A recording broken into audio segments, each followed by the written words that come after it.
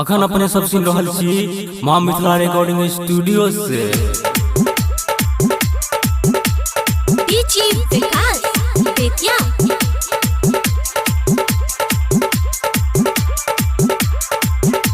उहाँ है जी सोना जैसन ईटबा महजिद हवा बनैल हीरा रे लागल मोती छै के बड़िए जी।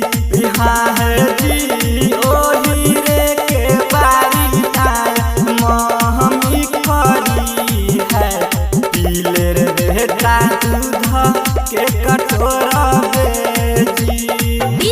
विकास बेतिया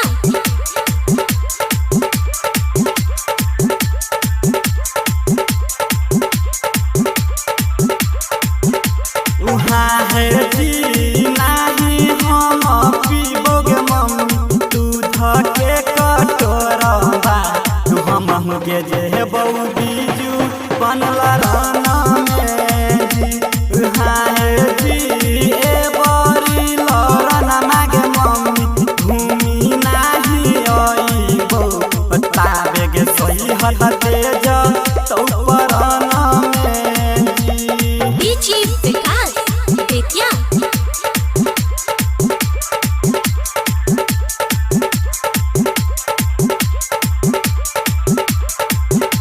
उहाँ है जी सात घैला पनिया के मम्मी अदहन चढ़ई है आकर पत्थर सीधा लगावे जी।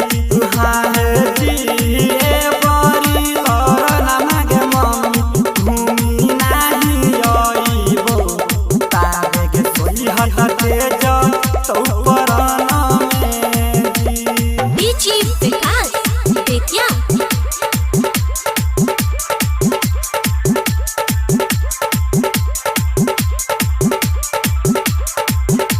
उहाँ है जी दुनिया में रही के गई तू शहरे महीनामा एक तुहरु का पानी या पियाबे जी।